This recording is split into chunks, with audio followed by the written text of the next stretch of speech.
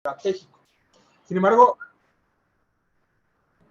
Sin embargo, el litigio estratégico no solamente pues está, pienso yo, relacionado con una estrategia, que ahorita vamos a explicar qué es, sino también con una cuestión de fondo, una cuestión con objetivos distintos, con objetivos muy concretos que tienen que ver con la materia de derechos humanos.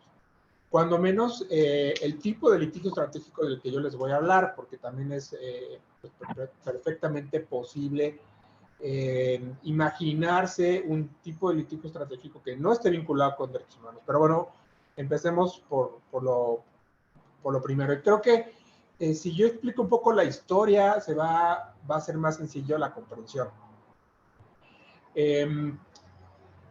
Ustedes recuerdan, o no sé si necesariamente lo han estudiado, pero yo creo que todo el mundo conoce, cuando menos superficialmente, un poco la historia de una lucha en los años 50, en los años 60, tal vez especialmente en esas dos décadas, años 50, 60, pero que no ha terminado y es la lucha de los derechos civiles en Estados Unidos de la minoría afrodescendiente. Pues es decir, las personas afroamericanas en Estados Unidos, ustedes saben que pues durante la primera década del siglo XX ya había terminado, desde hace ya en ese momento bastantes años, había terminado el sistema esclavista, pero continuaba un sistema de segregación racial muy importante que implicaba una figura jurídica que se llamó separados pero iguales, que tenía pues, como consecuencia evidente que aunque constitucionalmente, esto es bien interesante para nosotros, constitucionalmente se consideraba a todas las personas como iguales, las personas afroamericanas pues en realidad tenían un estatus subordinado, tenían un estatus de segunda clase, y esto estaba además legitimado o legalizado en normas secundarias. Es decir, la Constitución ya establecía igualdad y la no discriminación entre todas las personas, pero en la práctica y a nivel, sobre todo, de legislación estatal en Estados Unidos, pues seguía este nivel de segregación. Entonces inició pues una estrategia, y por ahí va ya un poco la idea de la que quiero hablar, una estrategia de lucha o de incidencia jurídica para terminar con la segregación racial en Estados Unidos. Y esto pensaríamos, ¿no? Pues, tal vez todos hemos visto alguna película, algún documental o hemos leído algún libro sobre esta época en Estados Unidos. Y parecería que se logró y que tuvo un final feliz. Bueno, evidentemente se lograron muchas cosas, pero lamentablemente la historia de desigualdad y de segregación y de discriminación pues sigue viva, ¿no? Realmente esto no ha terminado, pero lo que sí comenzó en los años 50 es una estrategia de desestructuración, ¿no? O de cambios en el sistema que permite y que permitía en ese momento la desigualdad entre personas blancas, ¿no? O personas anglosajonas y personas que pues pertenecían o pertenecen pues, a este grupo de afroamericanos. Entonces, ¿qué se buscó? No sé si ustedes recuerdan una anécdota que es, bueno, anécdota y historia y parte ya también de la historia de Estados Unidos, no solamente de la minoría negra, ¿no? Me refiero a una persona que se llamó Rosa Parks, que incitó, por así decirlo, provocó a la autoridad para que fuera desalojada de un autobús porque ella se sentó en una sección de este vehículo que estaba destinada solamente a personas blancas, ¿no? Entonces pensemos que las personas afrodescendientes, afroamericanas, tenían una sección en todos los lugares, ¿no? Tanto en baños públicos como en plazas públicas, en trenes, en vehículos públicos, ¿no? De transporte público, y ella se rebeló en contra de esto y fue arrestada. Entonces, uno pensaría, cuando menos cuando yo escuché por primera vez la historia, que simplemente la señora lo decidió porque eso era su forma de rebelarse, ¿no? Pero realmente tras esta acción que tomó Rosa Parks, hay una estrategia, y eso lo estoy contando simplemente para que se comprenda por dónde va justo el litigio estratégico. Ella lo tenía pensado y meditado con un grupo de abogados que estaban buscando lo que todos los abogados ya conocen, estudiantes de derecho, yo me imagino, que es el acto de autoridad, diríamos en México, ¿no? Estamos buscando que la autoridad realice un acto y que si, por así decirlo, les ponemos una trampa al Estado, el Estado lo va a hacer. Y tenemos entonces un acto que podemos combatir, ¿no? Ante una detención por una falta que podríamos llamar en México, una falta administrativa, que es sentarse en un lugar que no le corresponde, entonces ella fue arrestada y llevada, pensemos, a la comisaría. Y allí en la comisaría se le presentaron cargos.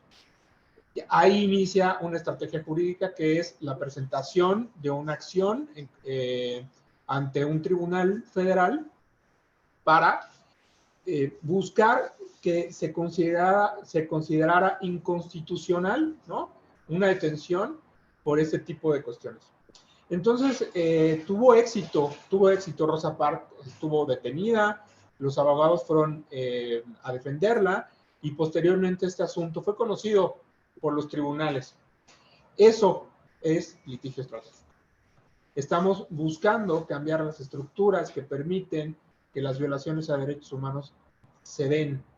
Y esto, voy a dar un salto histórico y que luego regresaré, ¿no? Un poco de nuevo a la historia, pero quiero que piensen en lo que actualmente está sucediendo.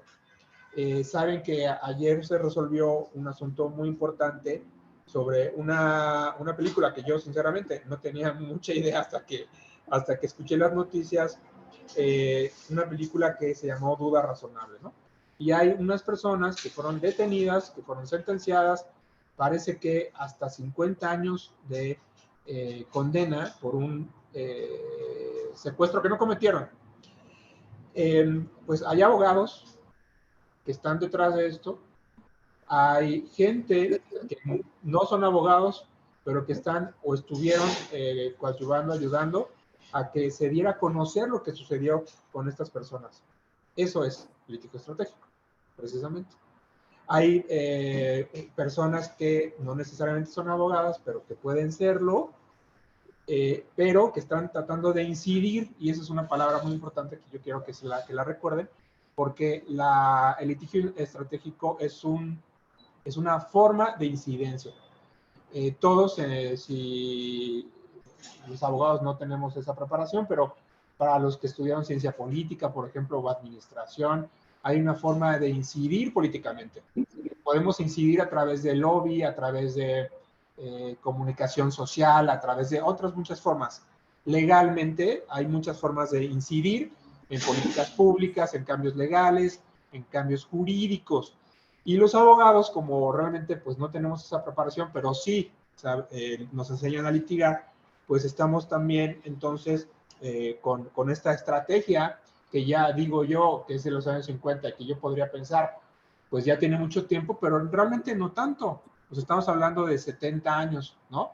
Donde se inicia una idea de que también los abogados podemos incidir a través de la transformación jurídica. Y aquí hay otros elementos. Este tema realmente es muy, muy grande y yo en este momento no puedo más que esbozar algunas cuestiones, algunas líneas, pero sí es interesante que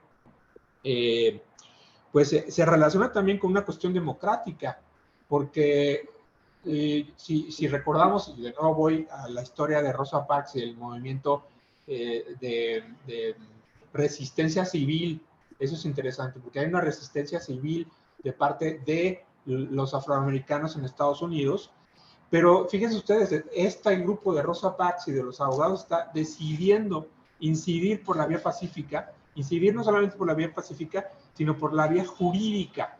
Entonces, es una novedad porque normalmente la forma de protesta y de resistencia puede ser incluso, pues, ir a, por ejemplo, a marchar, o a hacer huelgas, o incluso algún tipo de resistencia como cerrar calles, ¿no?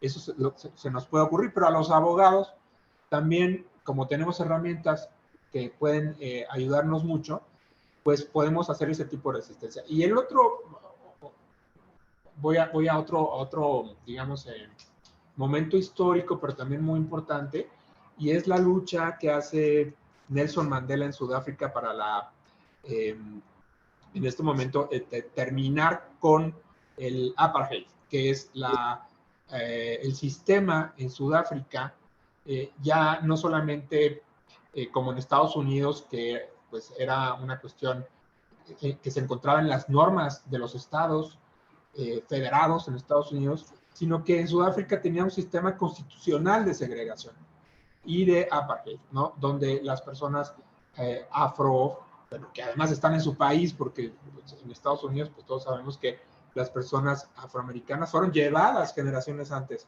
pero en África se encontraban en su propio territorio y eran tratadas, yo no sé cómo esté la situación hoy, pero sí con Nelson Mandela, pues era evidente que la lucha tenía que ser, pues mucho más, como digo, más potente, pues buscar otras formas de transformación. Pero Nelson Mandela también busca una incidencia a través del derecho. Nelson Mandela era abogado y como abogado inicia una lucha de pues, acciones jurídicas muy parecidas al amparo para terminar con las detenciones de las personas negras, ¿no? En Sudáfrica. Entonces, digo que pues hay una estrategia jurídica que busca transformar las estructuras y ahí hay una diferencia muy importante con el litigio tradicional. Cuando nosotros litigamos un amparo, porque estamos buscando una persona detenida, que un cliente salga de la cárcel, pues tenemos una estrategia, pero no es una estrategia a favor de la sociedad, no estamos buscando una transformación social, estamos buscando bueno, para que se entienda, lo voy a llevar un poco al extremo. Estamos buscando como abogados cobrar, ¿sí me explico? A un cliente que está detenido, pues le vamos a cobrar. Le vamos a decir, mira, pues para la etapa pues inicial te vamos a cobrar 80,000, 100,000, 200,000, 1,000,000 de pesos, como cobran algunos abogados. No queremos cambiar nada, solamente queremos liberar a la persona. Entonces, en cambio, en el litigio estratégico tenemos un fin social. Ese fin social es lo que nos hace diferentes, ¿no? Y los abogados que trabajamos con derechos humanos buscamos una transformación social.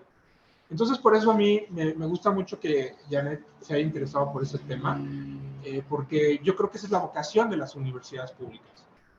Esa es la vocación de la UAM, esa es la vocación de la Universidad Nacional, esa es la vocación de las FES, de las universidades autónomas. Formar abogados que estén involucrados y que estén interesados en hacer cambios estructurales para mejorar este país, ¿no? Entonces, y también hay otras universidades, por ejemplo, que, bueno, de nuevo voy a dar otro salto cuántico en el tiempo, porque hay otras universidades que hacen litigio estratégico. Por ejemplo, el ITAM tiene una clínica de litigio estratégico. La universidad del CIDE, que es una universidad pública, pero lo digo abiertamente, es una universidad más de tendencia de derecha, ¿no? Neoliberal y demás, pero sí tiene un interés en la transformación social a través de esa clínica jurídica, y hay varios casos que a ustedes les va a sonar que tienen que ver con esta estrategia de litigar para hacer una transformación social. Hay un caso muy emblemático, importantísimo, que les recuerdo, tal vez está un poco olvidado, pero yo sí lo recuerdo bien, que es el caso Acteal. En Acteal, en los años 90, se cometió una masacre en contra de indígenas, por un grupo también de indígenas paramilitares, es decir, armados por el ejército. Las personas que fueron detenidas fueron torturadas, confesaron sus crímenes y fueron sentenciadas por esta masacre. Bueno, luego los abogados, estudiantes como ustedes, también del CIDE, estudiaron el expediente y se dieron cuenta que la gran mayoría de pruebas que hicieron posible que estas personas estuvieran condenadas fueron arrancadas bajo tortura. Entonces, ¿en qué consistió el litigio estratégico? Buscar una nueva tesis o una nueva jurisprudencia, un precedente que hiciera posible que las pruebas arrancadas bajo tortura en un expediente fueran eliminadas. Eso se llama regla de exclusión en materia de tortura. Entonces esto, pues de nueva cuenta, pues lo pongo, digamos que de forma comparativa con lo que sucedió en Estados Unidos. ¿Qué pasaba? Y yo les digo, tal vez en el momento que tengamos el tiempo para preguntas y respuestas, pero los dejo pensando un poco, ¿cuál sería el fin que tuvo la clínica del CIDE, así como tuvieron los abogados de Rosa Parks o Nelson Mandela y sus abogados en Sudáfrica? ¿Cuál fue el fin que tenían los abogados del CIDE para provocar que el Poder Judicial tuviera o realizara, emitiera un precedente en materia de eliminación de las pruebas que fueron arrancadas de forma ilegal a través de estos mecanismos, ¿no? Se los dejo como una pregunta para que en un momento lo podamos reflexionar. Pero, bueno, creo que ya se va entendiendo un poco cuál es el fin del litigio estratégico, justo hacer cambios estructurales. Entonces allí tenemos un campo en México enorme. Yo no sé si solo, bueno, evidentemente no solo en México, porque en todos los países existen injusticias y cosas estructurales que podríamos cambiar a través del litigio. Entonces yo les voy a dar algunos casos que a mí me parecen muy claros que han sido litigados de forma estratégica en México. Ustedes recuerdan que hasta hace no mucho tiempo no existía el tipo penal, por ejemplo, de feminicidio. La violencia en contra de la mujer siempre ha existido. Sin embargo, es hasta hace poco tiempo que nosotros la vemos, digamos, y la reconocemos como violencia contra la mujer, reconocemos los feminicidios, los crímenes de odio. Otro tema, siempre han existido crímenes de odio en contra de población LGBT, siempre ha habido discriminación en contra de las personas indígenas. El caso que estamos viendo, Acteal en los años 90 en México, pues es un reflejo de la discriminación en contra de grupos en situación de vulnerabilidad. Sin embargo, esto es una realidad que ahora podemos reconocer y nombrar, pero que hace 15, 20 años, 30 años, difícilmente podríamos, digamos, conceptualizar como hoy lo hacemos. Hoy ustedes, estudiantes de Derecho, estudiantes de Administración, tienen el conocimiento, ¿no? Ya saben reconocer el tipo de violencia al que nos enfrentamos. Yo creo que muchas de este cambio, digamos, de paradigma, o este cambio de concepción de parte de la población y de parte de los profesionales, se ha dado precisamente porque hay gente que ha estado haciendo incidencia, no solamente jurídica, sino también política. Por ejemplo, en el caso de violencia contra las mujeres hay un tratado internacional que es Belén do Pará, que ya le llama a las cosas por su nombre, ¿no? Violencia contra la mujer y los tipos de violencia que se pueden ejercer en contra de ella. Y bueno, yo les voy a dar un caso de litigio estratégico. Todos los casos que han sido resueltos por la Suprema Corte, que tuvieron que ver, por ejemplo, con mujeres que fueron detenidas por haber abortado, e incluso algunas fueron procesadas y sentenciadas por ejercer un derecho a interrumpir embarazos no deseados, fueron litigados por una organización que se llama GIRE, o gran parte de ellos tal vez, ¿no? Y esto fue pensado, diseñado de forma estratégica. Los casos fueron buscados y se encontraron casos que fueran paradigmáticos, que sirvieran como ejemplo para que los jueces, los tribunales, se dieran cuenta de una situación social y tuvieran, aquí es algo bien importante que quiero subrayar, tuvieran incidencia en los cambios. Porque, ¿qué sucede? Que normalmente, pues en temas legislativos, en temas políticos, la forma de incidir pues tiene vías también políticas, ¿no? A través, por ejemplo, podemos incidir a través de vías democráticas como el voto. Luego podemos incidir también de forma política si como somos una organización o incluso una empresa puede hacer lobby en el Congreso. Pero los abogados no tenemos, digamos, esas herramientas. Los abogados podemos litigar.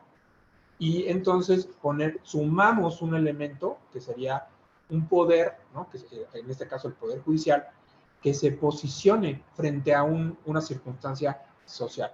Entonces, llamamos a los jueces a que digan lo que tienen que decir, que es decidir sobre cuestiones jurídicas que están permitiendo que se violen derechos humanos. ¿Por qué digo esto? Porque lo que está detrás de que si una persona es detenida por haber interrumpido un embarazo, hay una ley, en este caso un código penal, que establece que esto es posible hacerlo. Si existe una tipificación donde la interrupción del embarazo es considerada como un aborto, entonces va a haber una detención potencial. Y lo que nosotros buscamos entonces es que se elimine la posibilidad de que exista un tipo penal que criminalice algo que no es un crimen, algo que no debería de ser un delito. Y les pongo este caso de las personas que interrumpen un embarazo, pero también podremos pensar,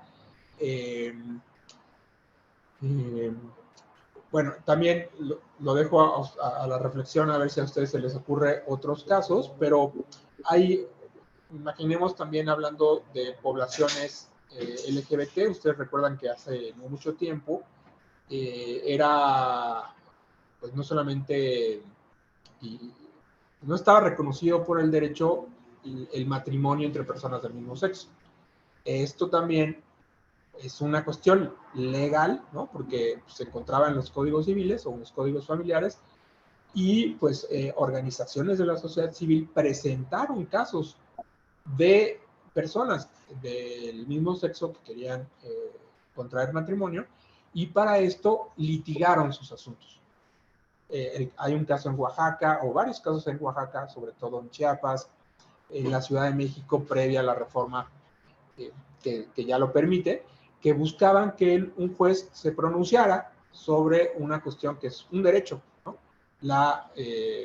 Pues, en este caso, contraer matrimonio, pero entonces podríamos ya pensar en interrupción del embarazo, en el contrato de matrimonio y cuestiones también que tienen que ver, por ejemplo, ya adelantábamos con el caso actual, pero hay otros muchos casos de acceso a la justicia y debido proceso para indígenas. Hay un asunto muy importante que tal vez los más jóvenes no recuerden, y fue un caso en Querétaro, unas mujeres que fueron detenidas, Alberta y Jacinta, fueron detenidas por supuestamente vender droga en un mercado público. Esto está comprobado, fue fabricado, fue falso. Pero lo interesante para nosotros es que Alberta y Jacinta fueron detenidas, procesadas y condenadas a 20 años de prisión sin hablar español. ¿Qué es lo que quiero decir con esto? Se violó el acceso a la justicia, el debido proceso, el derecho a contar con un intérprete de lengua indígena que les explicara, cuando menos, cuáles eran las acusaciones. Estas dos mujeres estuvieron años en la cárcel por no contar con un intérprete. Sería la obligación del Estado de habérselos proveído, ¿no? Entonces, a través también de un litigio estratégico se llevó el caso al sistema interamericano y finalmente se resolvió en contra del Estado. Es decir, se reconoce que el Estado violó derechos humanos en contra de estas dos personas y se solicitó la reparación. Pero además de la reparación a la que tuvieron derecho, lo más importante para nosotros es que se buscó que hubiera un cambio estructural. ¿Y cuál fue este cambio estructural? El Poder Judicial de la Federación implementó buscó recursos e implementó un programa, o ahora pues ya no es solamente una política pública, sino modificó la legislación, ahora es un derecho reconocido y garantizado a través de presupuesto público para que hubiera traductores e intérpretes a lenguas indígenas en todo el país. Ahora a mí se me haría muy difícil pensar que una persona que no habla el español puede llegar a ser condenada. Pero no les estoy hablando de los años 50 y 60, ¿no? Les estoy hablando que esto sucedió hace 12 años, 15 años. Entonces, esa es la forma en la que el litigio estratégico tiene para incidir. Entonces, a mí me ha interesado este tema porque normalmente, y no me dejarán mentir ustedes, estudiantes de Derecho, la doctora Janet tampoco, de cómo normalmente estudiamos Derecho y cómo enseñamos Derecho en las universidades. Nosotros enseñamos Derecho, y yo estudié también Derecho con una idea de aprender la norma.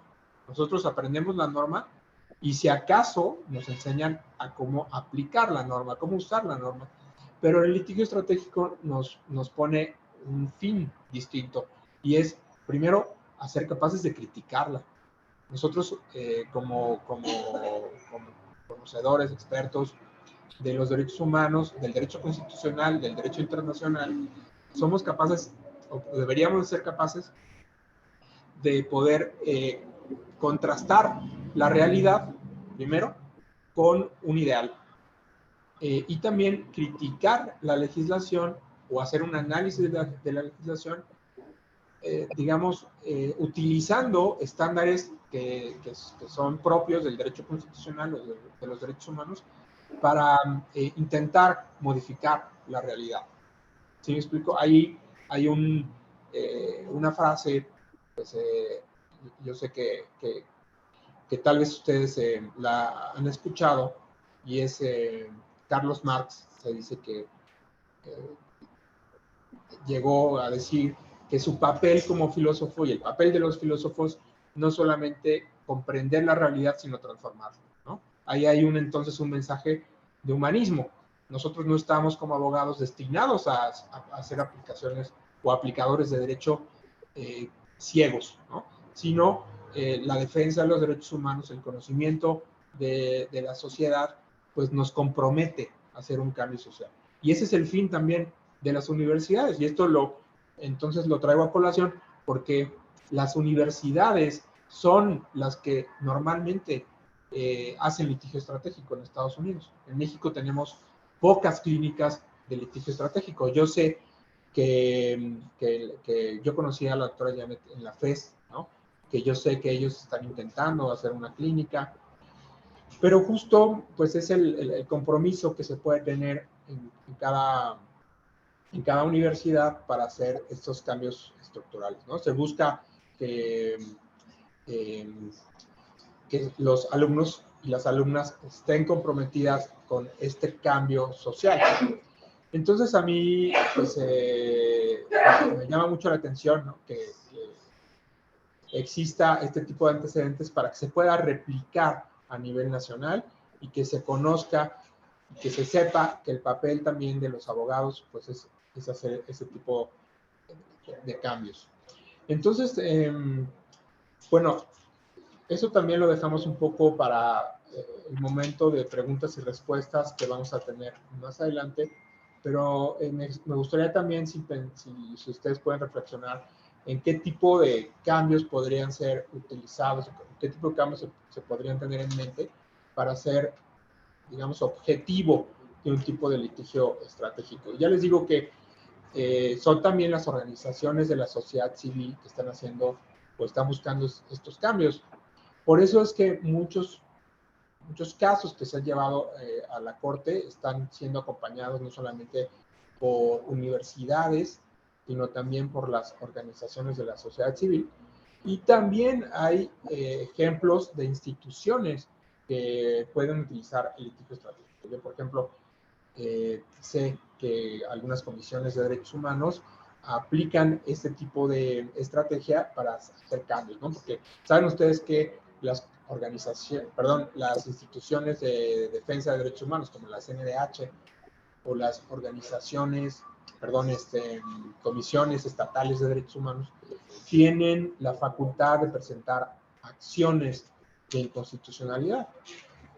Buscan entonces a través de estas herramientas que, bueno, que ya son institucionales, pero también son jurídicas y también pueden tener un trasfondo de litigio estratégico, de hacer cambios a través de incidir en los jueces, ¿no? Entonces aquí hay otro elemento bien interesante y es el uso de mecanismos no solamente jurídicos, sino también de medios de comunicación. El ejemplo que estábamos dando sobre la película de Duro Razonable, que pues es una película que entiendo yo se está transmitiendo en Netflix, pues vamos a pensar que la película se transmite, se ve en Netflix y luego sale la sentencia. Yo no tengo ninguna duda del impacto que tuvo la película en, digamos,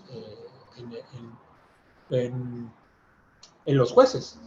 Yo no sé cuántos ministros habrán visto la película, pero si los secretarios que están redactando las sentencias y los medios de comunicación están replicando lo que pasó digamos, en la realidad con estas personas, pues estamos buscando también incidir pues en las emociones de los jueces. Y aquí hay una pregunta bien interesante y es que a través de mecanismos no jurídicos podemos incidir en una decisión de un juez, pues es perfectamente posible y es perfectamente legal, ¿no?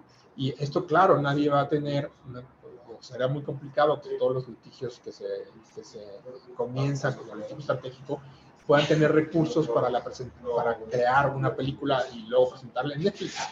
Pero sí a través de medios de comunicación, por ejemplo, el uso de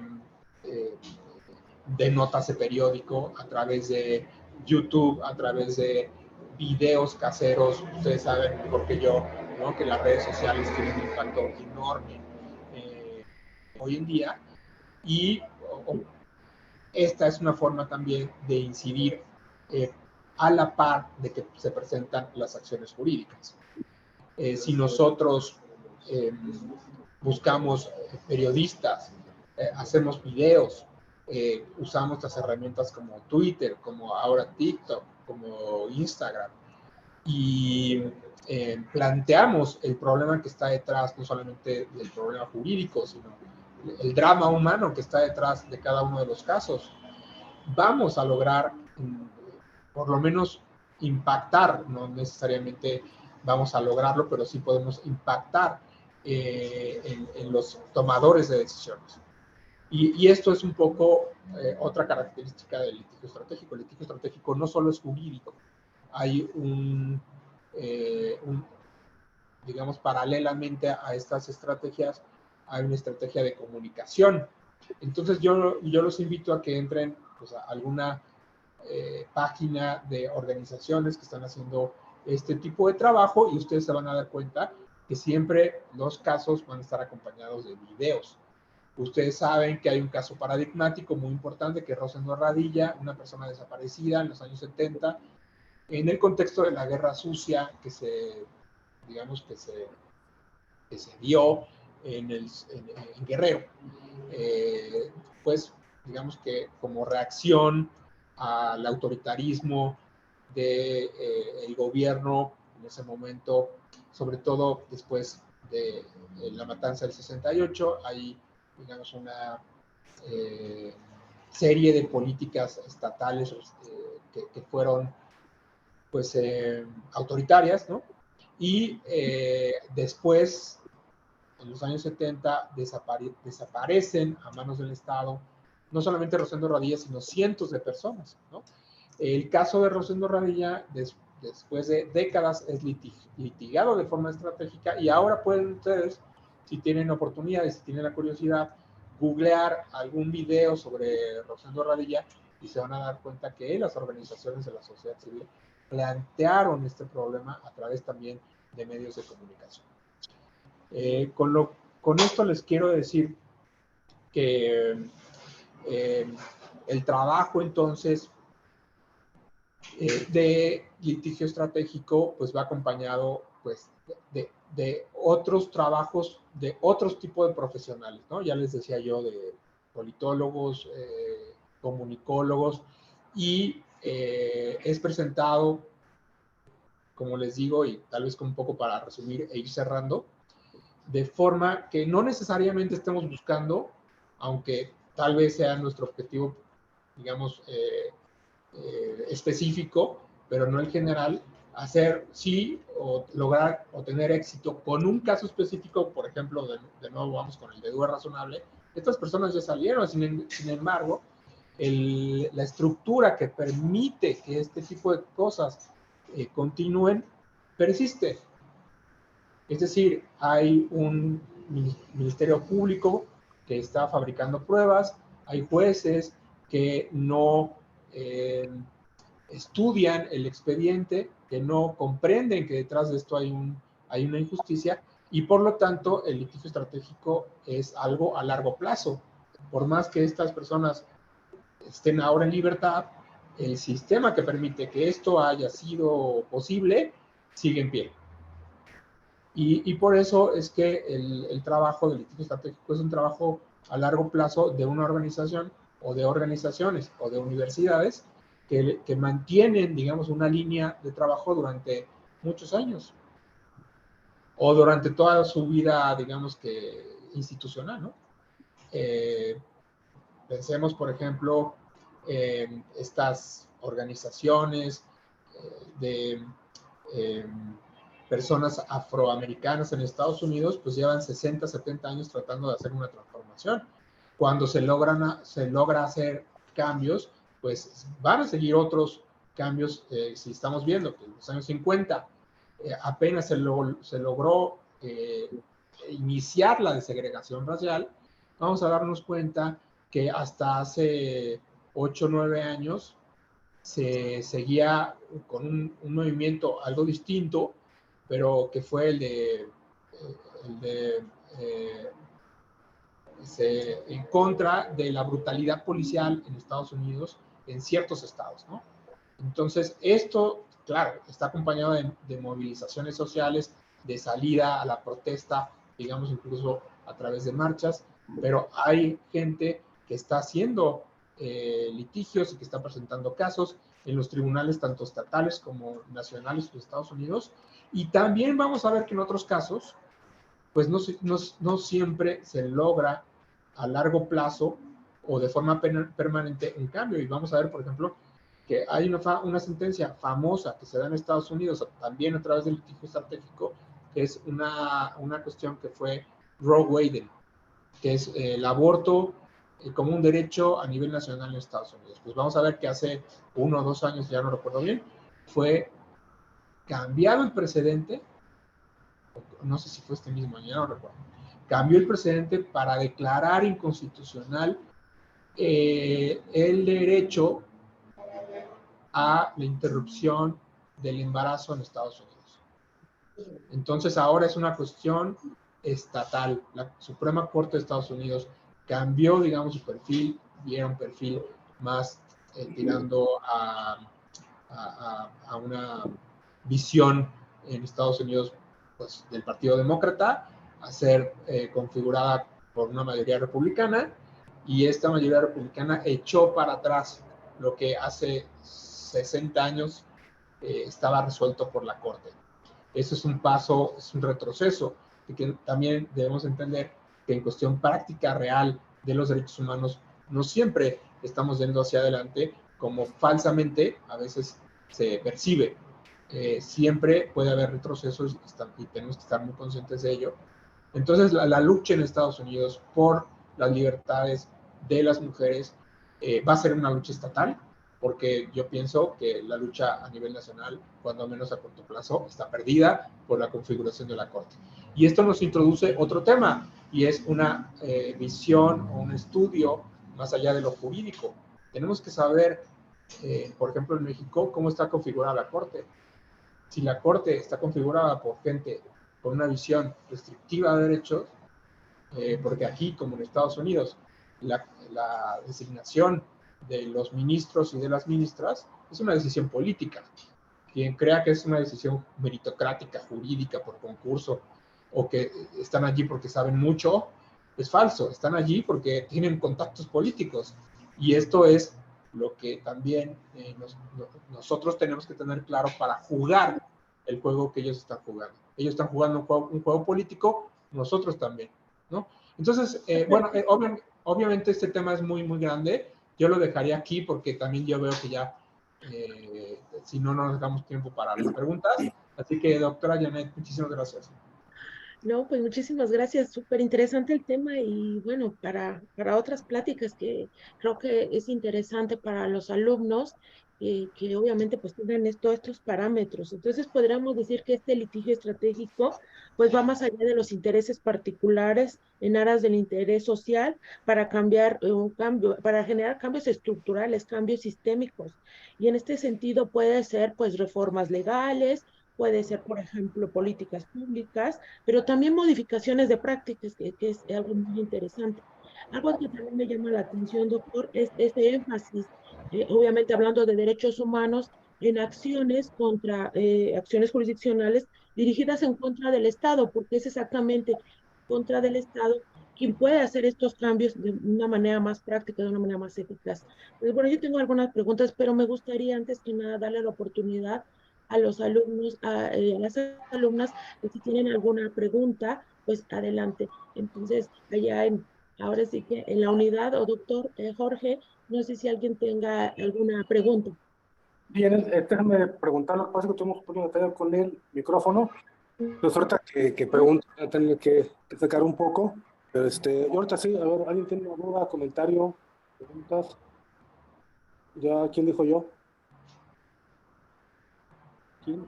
¿Tienes una pregunta? Dijera que quieres preguntar algo, ¿no? Bien.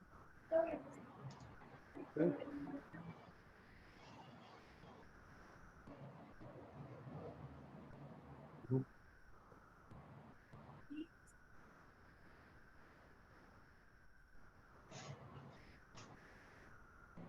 Mira, hay una pregunta, creo que no escuché bien porque está un poco alejada de lo que es el micrófono, pero básicamente lo que pregunta es, que mencionaron que en Estados Unidos se hacía litigio estratégico en las universidades.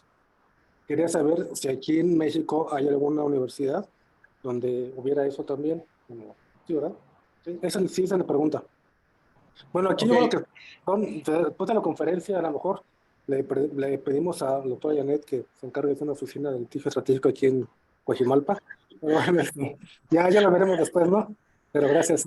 Adelante.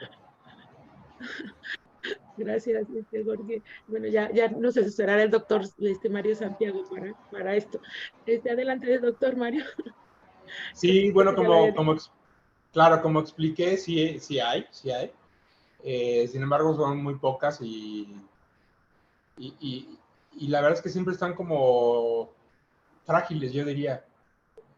No hay como ninguna, tal vez la única que ha permanecido con presupuesto, que tiene una línea clara, es esta clínica del CIDE, ¿no? Pero yo le perdí un poco la pista, yo no sé en qué estén, ¿no? Pero sé que existe todavía. Sé que hay una clínica, existió una clínica en la UNAM, en el programa de Derechos Humanos, que trabajó temas de discapacidad, yo no sé si funcione todavía.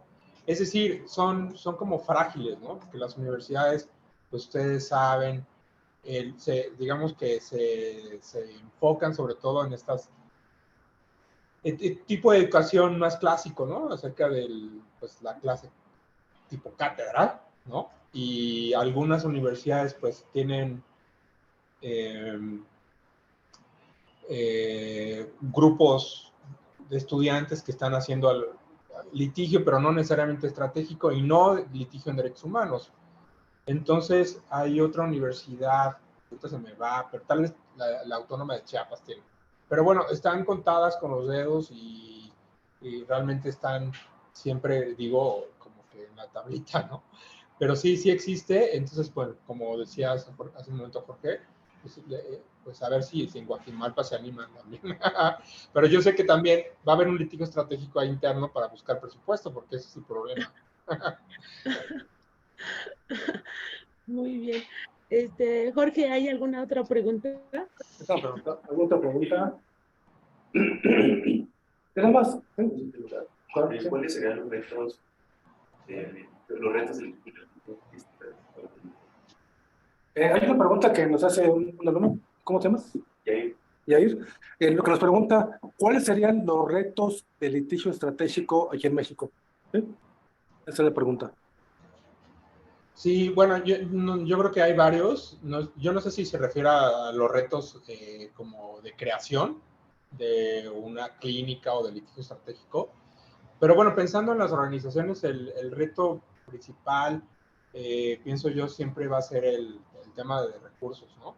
Porque son apuestas a largo plazo, también un tema que al final, pues las personas que están en esto, pues no van, o sea, si una persona que está litigando cosas, por ejemplo, mercantiles, cuestiones de impuestos, ¿no? Que es materia fiscal, pues sabe que tiene una salida económica que va a ser como a retribuir su trabajo, pero el tema de derechos humanos, pues es más un tema de vocación, es un tema que hay que buscar el financiamiento internacional, porque también es otro elemento, ya tampoco me da tiempo de explicarlo, pero pues, como estamos haciendo litigio contra el Estado, normalmente, pues el presupuesto es muy difícil que sea estatal.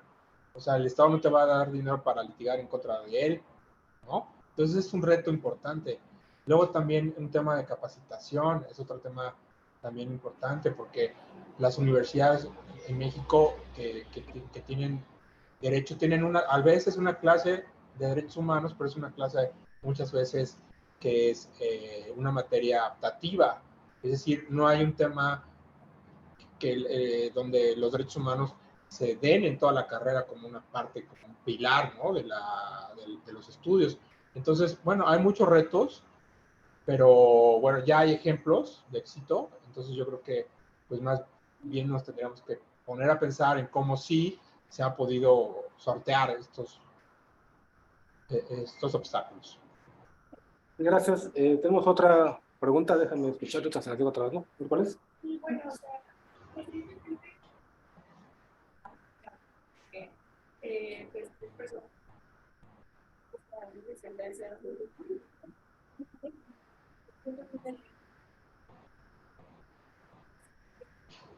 No escuché. Ahorita lo van a repetir,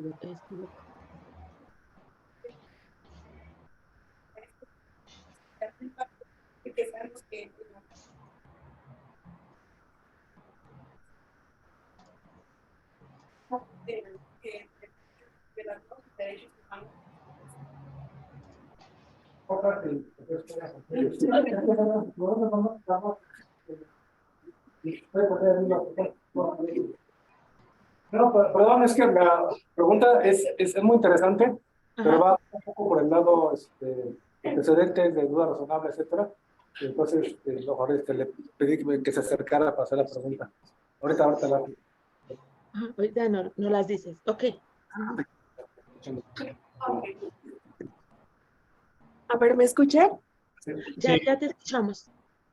Ah, sí, le comentaba al profesor que recientemente se publicó en la plataforma de Netflix una serie que se llama Duda Razonable y va sobre 3 secuestros que se les imputaron, ¿no? A 3 personas y justamente la Suprema Corte apenas determinó por una unanimidad de votos que se les determinara su libertad. A lo que hoy es que justamente se les declaró inocentes, pero estas personas ya llevaban 7 años en prisión y justamente entonces tomando en cuenta lo que hablaban sobre el litigio estratégico y que justamente también la Suprema Corte toma casos de acto de impacto que son de interés para la sociedad, ¿qué tipo de interés se pueden alegar o qué tipo de interés estratégico cuando se busca más allá? Porque a final de cuentas también estas personas sufren un daño y el litigio lo que busca es como ir más allá de la reparación del daño, ¿no? En este tipo de injusticias.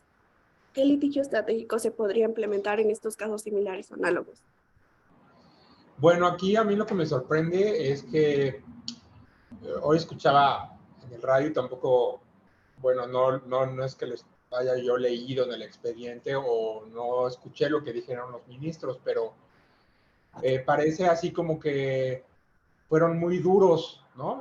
Con el Ministerio Público, es decir, con la Fiscalía realmente de Tabasco y con los jueces, y sobre todo con el Tribunal de Apelación, es decir, con la Sala del Tribunal Superior de Justicia de Tabasco, que no solamente después de conocer el expediente y ya la condena, que la primera fue por 2 años, creo, no sé, o 3 años, no sé cuántos, pero la segunda fue por 50. Entonces, pues yo diría que padre, ¿no? Por así decirlo de forma coloquial.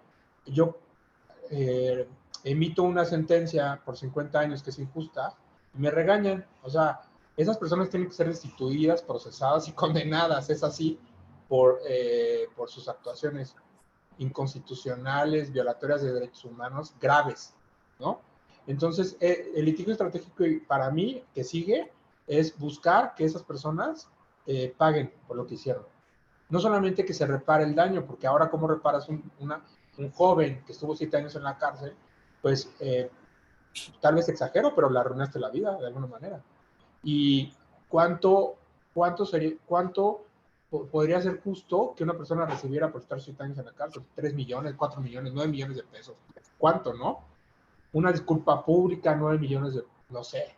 Esto es parte de la reparación, pero una reparación estructural realmente sería que esto no volviera a pasar y que se cambiara realmente, que estos ministerios públicos fueran condenados y que tal vez ese ejemplo fuera pues justo que sirviera para que nadie en este país pudiera intentar o ocurrirse, que se les ocurra hacer lo mismo, porque lo que sucede pues es algo medieval, son chivos expiatorios. Como tiene que haber para ellos un tipo de justicia, pues buscan culpables que se les fabrican pruebas y ahí están las consecuencias, ¿no? Entonces, ¿cuál es la estructura que está permitiendo esto? La corrupción, la impunidad, la falta de capacitación, presiones políticas, no sabemos, la investigación tendría que desvelar qué es lo que sucedió en Tabasco y después buscar justicia, pero repito, muy bien que estas personas estén libres, pero el mal está ahí, o sea, sigue estando allí, y no solamente en Tabasco, en todo el país.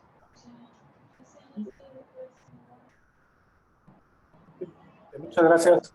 ¿Alguien otra pregunta? No, pues preguntas muy interesantes, todas ustedes. Y un tema bastante pertinente ahorita, sobre todo por la cuestión de Netflix, lo que ayer lo que salió en la corte, lo que estaba haciendo. Y creo que en el contexto de la semana y de la licenciatura, esta conferencia viene a abrir muchos espacios muy interesantes. Bueno, pues esperemos que continuar los contactos entre Rómulo Santiago a través de Janet. Y bueno, digo, o sea, en ese momento lo dijo un poco de bote pronto, pero no sería una mala idea pensar aquí en Coajimalpa una oficina de litigio estratégico, que de hecho ya, no es que ya haya una, pero ya hay camino avanzado en ciertos temas de asuntos migratorios. Entonces creo que no sé, será cosa de retomar algunas cosas y bueno, creo que será cosa de hablarlo con la doctora Janet, a ver si se anima, pero bueno, pues ya será cosa de trabajo en equipo, pero también trabajo en equipo no solamente al interior de la UAM, pero también en equipo con usted, doctor Juan Santiago y otros que están trabajando en el tema también para eso, ¿no? Entonces, no, pues nada más agradecerlos a todos ustedes, a los estudiantes, alumnos que estaban aquí, espero les haya gustado mucho, se haya abierto muchas cosas, agradecer a los Rómulo Santiago su tiempo y ese conocimiento que viene un poco que seguramente es algo curioso, ¿no? Porque hablaba un poco de cómo el litigio estratégico viene a cambiar muchas cosas estructurales y creo que la conferencia seguramente va a venir a cambiar cosas estructurales de la Universidad de Coajimalpa en el futuro, ¿no? Eso será algo muy interesante y esperemos seguir en contacto. Y pues de nuevo, muchas gracias, doctor Santiago, por Janet. Quiero preguntar algo antes de cerrando. Bueno, no sé, ahorita darle la palabra obviamente al doctor Santiago, nada más quería efectivamente mencionar algo muy brevemente, cómo este litigio está tan, o sea, realmente no está tan difundido, que tiene varios nombres: litigio paradigmático, litigio con interés público, litigio de las causas justas, litigio de impacto, litigio de prueba. Entonces eso hace que esta fragmentación pues sea un motivo de confusión. También me llama la atención, doctor, el hecho de que podríamos decir que todos los casos que se litigaron vía la Corte Interamericana de Derechos Humanos se hacen con este litigio estratégico, dado que al momento de, bueno, estamos hablando de los casos que están condenatorios para el Estado mexicano, porque pues vienen las recomendaciones, vienen las reformas y demás que se le están dando al Estado, y eso causa un impacto obviamente pues más al interés social. Y bueno, yo nada más una pregunta brevemente, doctor. Aparte de los derechos humanos, ¿qué otras áreas, o sea, son, por así decirlo, relevantes para este litigio, fuera de los derechos humanos? Bueno, la verdad es que cualquier tema, o sea, cualquier tema, yo siento que la gente que hace litigio en temas fiscales, ¿no? Conoce mucho de litigio estratégico. Lamentablemente digo yo, ¿eh? Porque ellos no están buscando el bien, están buscando que las empresas no paguen impuestos. Bueno, muy bien para las empresas, ¿no? Es el bien para los empresarios. Pero están siempre intentando modificar la legislación que perjudica a las empresas. Entonces, ellos tienen un tipo de litigio estratégico, pero no es el que yo quiero hablar, ¿no?